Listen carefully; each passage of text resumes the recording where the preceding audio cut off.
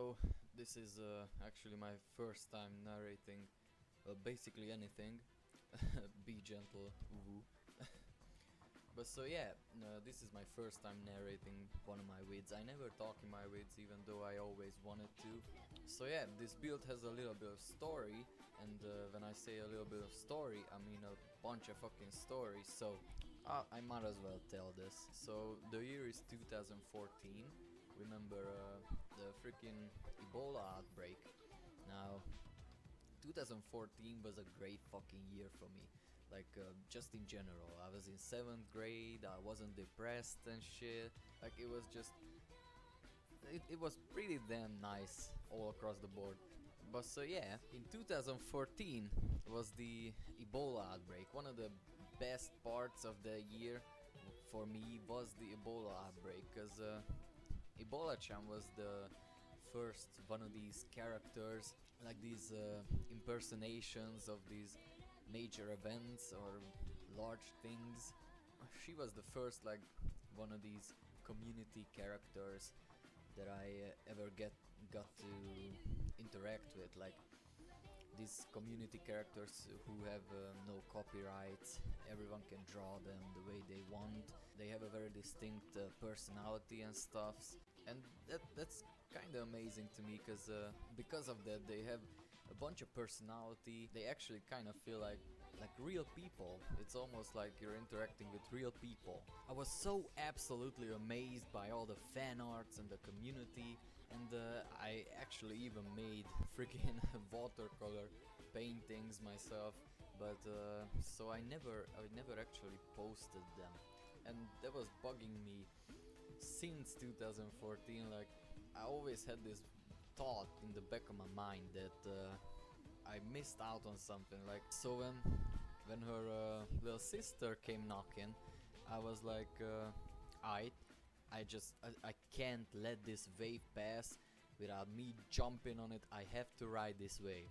So that's why I wanted to create something thematic, something Corona themed. But I still felt like I missed out on Ebola-chan back in 2014. So that's why I implemented her as well into this build. But hey, let's talk about the actual build as well, shall we? The bowl, the base, the body of the whole thing is made of some old poplar wood that I can't remember where I got it from, but it's been lying there waiting to be made into something, but I never managed to find a project that I could use it for. First, I just roughly shaped the chunk of wood into a rough bowl shape with chisels and an angle grinder using a wood cutting disc. There were a few parts where I sort of took off too much, and you can see it right there. And so I eventually had to glue those parts back on, but yeah, you can see those were the parts that I had to glue back on.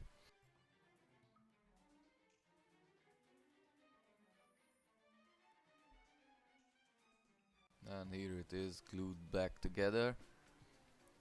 It was pretty solid after that,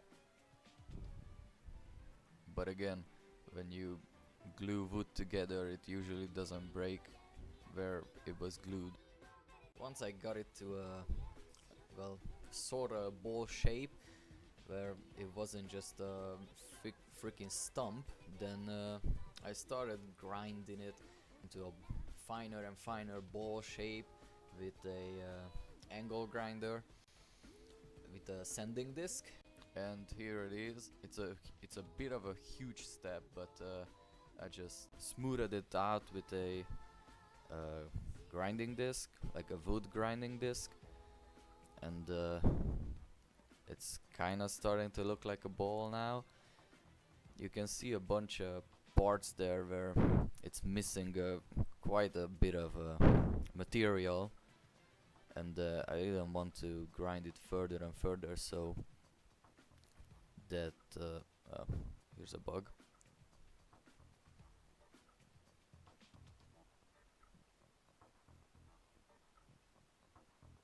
So they had to be glued back together. Like, that brown shit is a mixture of a uh, well, it's 2 parts wood glue and 1 part sawdust, and I just smeared on.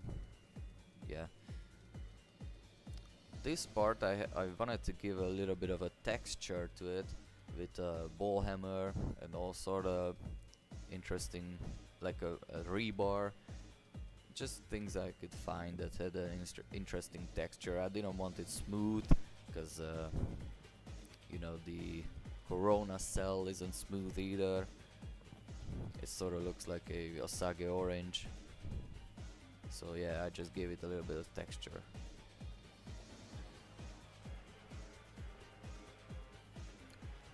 There was a bit of a grinding to do still, but after that, the next part was stabilizing it with linseed oil. And when you stabilize with linseed oil, you have to triple boil it, or at least double boil it, before you actually put it onto the surface of the wood. I would usually submerge the item in the liquid, but there wasn't an option, so I just painted it with the triple boiled linseed oil. It turned out pretty great. Next part was drilling the hole through the whole thing.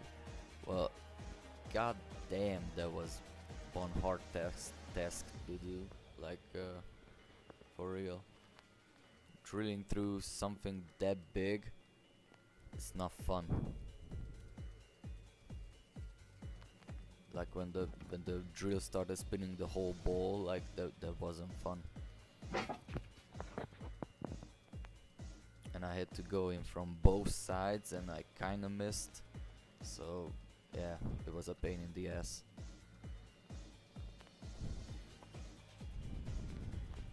The hole turned out too small, and I didn't have a larger drill bit, so I tried to burn it out, which worked quite well, but then I sorta forgot about it, just left it burning there, so the hole became extremely fucking large, way larger than I wanted.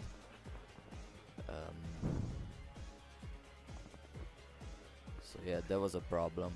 I originally wanted this build in a way where it's only the knot that holds the rope in the ball, but well, the hole burned itself so wide that the rope was completely loose, like it was moving completely all over the place, even the knot. So well, yeah, that was a problem.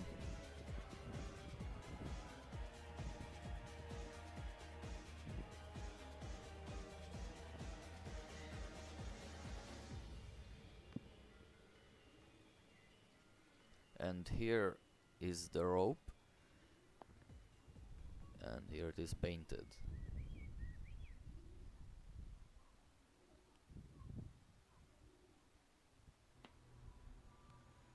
The next step was gluing that little Ebola head thing on the other end of the rope. It was important because of two things. I obviously cut the rope, and you can burn the end of these because this is organic, so I had to somehow stop it from uncoiling. So I put this little Ebola head epoxy thing on the other end, and it turned out extremely great. Like, this is one of the best parts of this build in my opinion, and this little epoxy thing is so fucking powerful for its size. Like, it's really sturdy. I like that part a lot.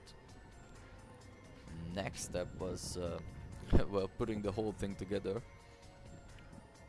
As you can see, like, this weird fluff at the end was hanging out, and I synced the knot in pretty nice, I hammered it in, and so yeah, I had to fill this with epoxy as well. So I tried to seal it to the best of my abilities, and yeah, that's just play clay and pop tape, and where here here is the part where things got interesting. So my the A part of my epoxy dried up, so I had to uh, well, smash it and sort of grind it down so I could use it again. It was such a fucking pain in the ass, and it almost wasn't enough. Oh, also, and taking out the freaking play clay, that was a fucking treat as well. Uh, just sealing the end part. It was raining super hard. I fucked up the ratio here, so it didn't really want to cure. And again, taking out the freaking play clay was a pain in the ass. And now this pour, this again, it was a huge fucking storm, and it blew over, and the epoxy spilled everywhere. I didn't even bother checking after that. But okay, uh, these are size 80 nails, stainless steel nails, and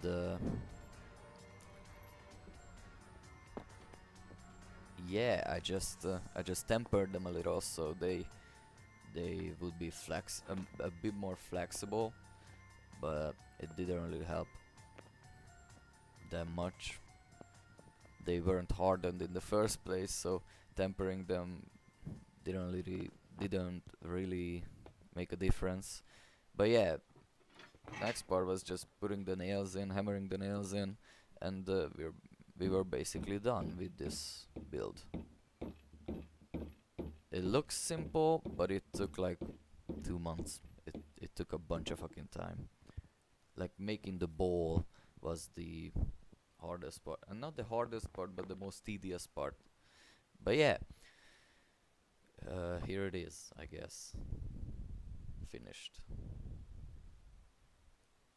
Hope you liked it.